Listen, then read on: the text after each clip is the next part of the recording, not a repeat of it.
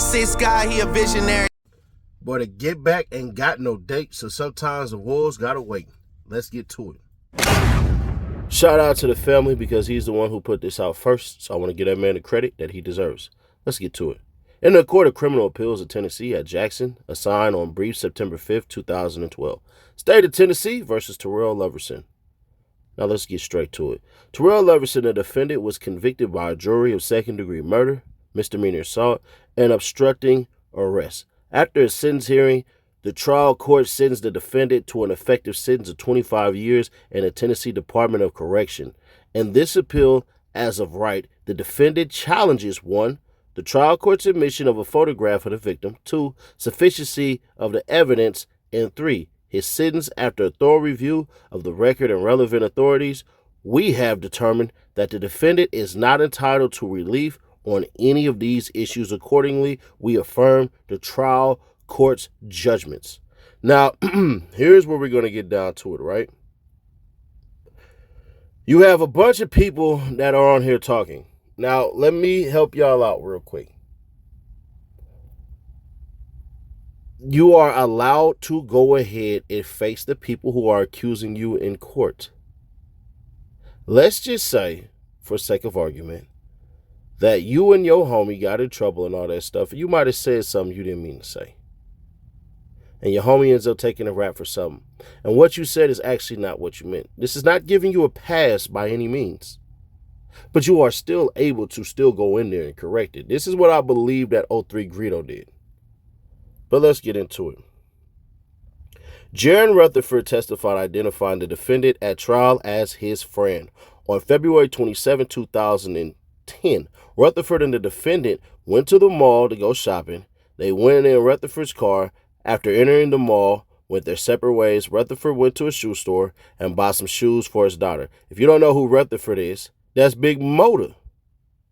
After he left the store, he saw the defendant running towards one of the mall's exits. According to Rutherford, all of a sudden, the security grabbed the defendant and pinned him up against the wall and was holding him. Rutherford told the security guard, "Let my nigga go." At this point, Rutherford testified the guard let him go, like he barely let him go. He released because he thought I was going to hit him or something. I don't know. It was like he was scared. I don't know. After the guard let the defendant go, Rutherford, saw a gun go off. Rutherford explained that 4 or 5 seconds after the guard let the defendant go, the defendant shot the guard. Rutherford stated that the shooting was real quick and that he didn't have time to stop, or nothing. It was just so fast, like you couldn't even try to stop it from happening. The defendant fired 1 shot. Rutherford stated that afterward, he stood there in shock and then ran to the car. The defendant went with him and they drove away together. Rutherford testified that he had not known the defendant was armed. The defendant still had the gun with him when the 2 men got in Rutherford's car. Rutherford stated that the gun was black, but he did not know what kind of gun it was other than automatic. After they had driven several minutes, Rutherford dropped the defendant off near Ballanshire in Memphis. The defendant took his gun with him. Rutherford then went home. He did not call the police. Rutherford later gave a statement to the police and identified a photograph of the defendant and a photography array. On the array, Rutherford wrote, "This is Terrell. This is who shot the security guard." Rutherford later learned that the incident had been videotaped by the mall security camera. He reviewed the video and acknowledged that it depicted what he saw. The video was admitted into evidence and played for the jury. On cross-examination, Rutherford agreed that the security guard had thrown the defendant around like a rag doll. Rutherford wanted to stop the manhandling and told the guard to let the defendant go. Rutherford testified that after the guard let the defendant go, as the defendant was backing up, the guard was going after him again. At that point, the defendant pulled a gun and shot the guard. According to Rutherford, the defendant looked like he had fear in his eyes. We're going to stop it right there. You know, we did. What's up with you? You don't have the battlefield. You don't keep it real. You don't have the battlefield. You don't keep it real. You don't have the battlefield.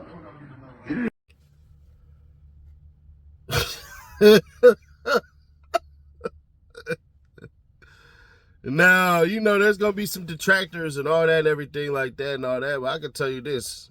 That's crazy. That's telling.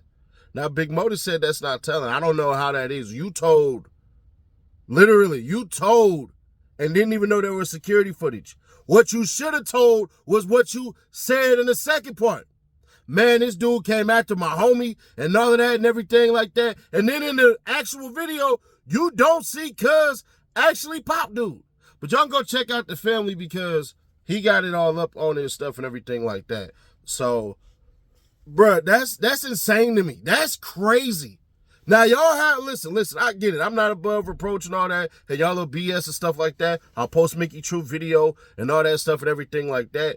Where y'all talking about a news clip, me helping my homie out. All right, cool. The paperwork out on that. See, the funny part is when y'all make statements to the police, right?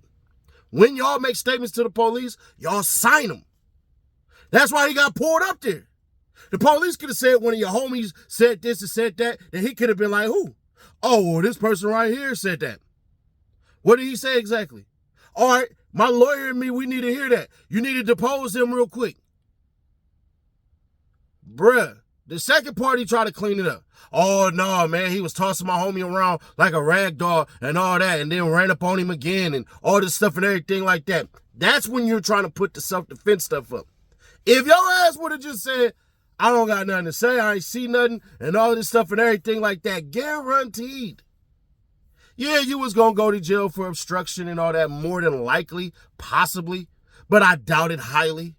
Because all you had to do is say, I don't know, I ain't seen nothing, I don't know what happened. That's it. Really, you honestly, if it's a killing like that and a nigga hop in your car, you really ain't supposed to say nothing. I don't talk to cops about a lawyer, so you're going to have to come back at me or serve me with a warrant or something like that. That's really what he was supposed to say.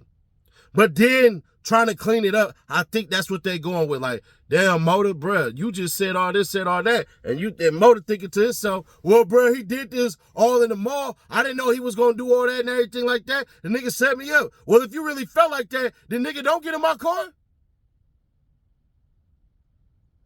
I'm sorry, but nigga, if one of the homies get out his body and do something like that, I ain't know nothing about it. I'm going my own way. Cuz got to go his own way. I don't know that nigga. I wasn't with Cuz all day. He got to run his own play. I'm sorry. Cuz can't get in my car. Nah. Hell nah. I don't want nothing to do with this here. Skirt, I'm gone. But did that get him killed? I don't think so. I don't. This happened in 2012. This is 10 years ago. Well, technically 11 years ago. I don't see it. I don't see it. I really think this got to do with some street stuff. More than likely his homies.